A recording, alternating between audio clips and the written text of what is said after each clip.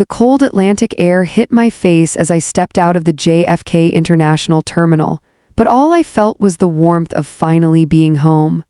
My name is Madison, and for the last 3 years, I've been working 16-hour shifts as a high-level consultant in Dubai. I didn't do it for the luxury, I did it for the security. Every single cent I earned, every bonus, every commission, and every holiday I skipped went into one thing: my sanctuary. A beautiful 4-bedroom craftsman home in a quiet suburb of Connecticut, valued at exactly $850,000. It was my pride, my joy, and my literal blood, sweat, and tears in architectural form. I had left the keys and the maintenance oversight in the hands of the only person I thought I could trust with my life, my younger brother, Ethan. As the Uber pulled into my familiar neighborhood, my heart started racing with excitement. I couldn't wait to sleep in my own bed, to walk on my own hardwood floors, and to finally exhale. But as the car slowed down near my address, the excitement turned into a cold, paralyzing knot in my stomach. I looked out the window, expecting to see my charcoal gray siding and the white rose bushes I'd planted before I left. Instead, I saw a bright yellow "sold" sign hammered into a lawn that was now manicured differently. There were children's toys in the driveway, toys that didn't belong to any family I knew. There was a strange SUV parked where my car should have been. "Sir, I think you have the wrong house," I whispered to the driver, my voice trembling. He checked his GPS and shook his head. "No, ma'am, 124 Oakwood Drive, this is it." I stepped out of the car, my legs feeling like lead. I walked up the driveway, my mind spinning. Maybe Ethan rented it out? No, the sign clearly said sold. I knocked on the door, praying this was all a massive, cosmic misunderstanding. A middle-aged woman opened the door, looking confused. "Can I help you?" she asked. I struggled to find my words. I'm Madison, I own this house." Her expression shifted from confusion to pity, then to a hint of annoyance. "Honey, we bought this place 6 months ago from a guy named Ethan. We have the deed. Everything was handled through the agency. You need to leave." The world tilted. "Ethan, my brother sold my house." I didn't wait for another word. I stumbled back to the Uber and gave him my brother's apartment address. The rage started to boil over the shock. This was my life's work. This was $850,000 of my soul. When I arrived at Ethan's upscale downtown loft, a place he definitely couldn't afford on his barista salary, I didn't knock. I pounded. When he finally opened the door, wearing a silk robe and holding a glass of expensive scotch, he didn't even look surprised.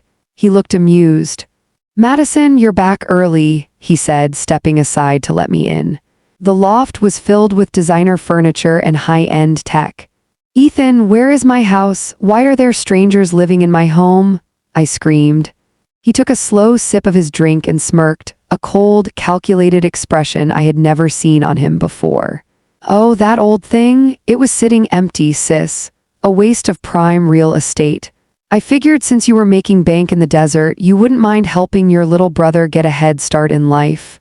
He leaned back against a marble countertop. "I cashed out, the market was peaking, and I got a great deal for it. It's my money now. Consider it a late inheritance for the favorite son." He actually laughed, a sharp, mocking sound that echoed through the room.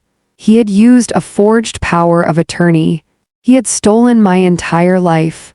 But what Ethan didn't realize was that I didn't just build houses, I deconstructed problems for a living. And he was about to become my biggest project.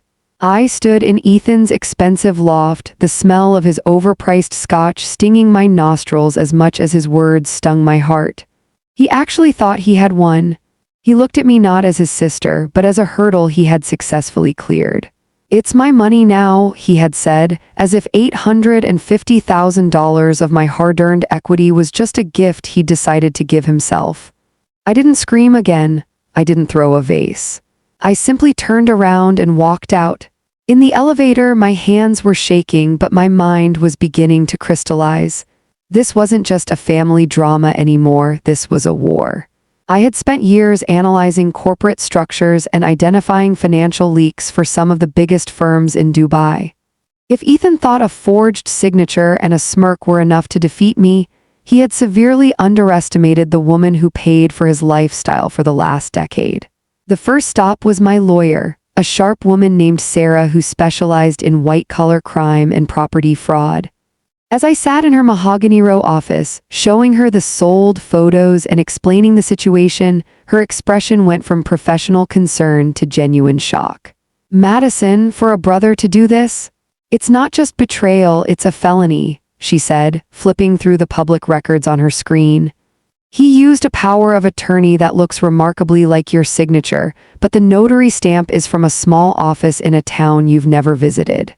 This is a classic Reddit revenge story in the making, but we need to be smarter than him." We spent the next 6 hours digging. It turned out Ethan hadn't just sold the house. He had laundered the proceeds through several shell companies he'd set up under the guise of a consulting firm. He was trying to hide the $850,000 in a web of digital transactions, thinking he was a criminal mastermind. But Ethan was sloppy. He was fueled by greed and an entitled sense of favorite son status that our parents had fostered for years. While I was abroad, he had been living like a king on my dime. I found receipts for trips to Vegas, a leased Porsche, and enough designer clothes to fill a boutique. The more I found, the colder I became. This wasn't a mistake he made because he was in trouble. This was a calculated strike against me because he thought I was an easy target. He figured I'd be too heartbroken or too busy with my career to fight back. He was wrong. I spent the next 3 days in a hotel room, surrounded by printed bank statements and legal documents. I reached out to the title company that handled the sale. They were horrified when they realized they had processed a fraudulent deed. "We followed the paperwork," the agent stuttered over the phone. "The man had all your IDs." That's when it hit me. Ethan didn't just forge my signature. He had stolen my physical documents from the safe in my house before he sold it. He had systematically dismantled my life while I was 7,000 miles away. I felt a wave of nausea followed by a burning desire for justice. I wasn't going to just call the police and hope for the best. No, revenge anatomy requires a more surgical approach. I needed Ethan to feel the exact moment the floor fell out from under him, just like I did when I saw that sold sign.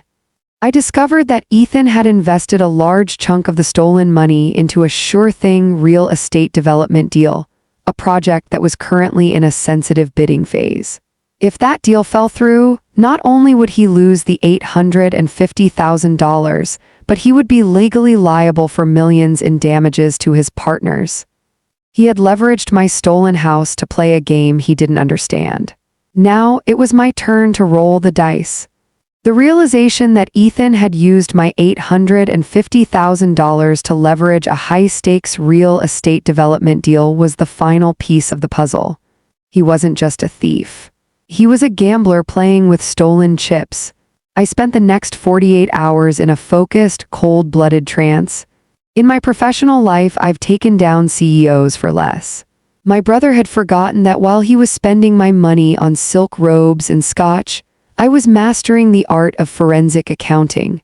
I contacted the lead developers of the project he'd invested in, a massive commercial complex in downtown Hartford. I introduced myself not as the grieving sister, but as a senior consultant with concerns regarding the source of one of their primary investments.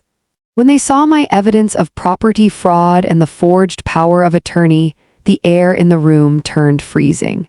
"If this money is tied to a felony, our entire project could be frozen by the state," the lead developer muttered, his face turning pale.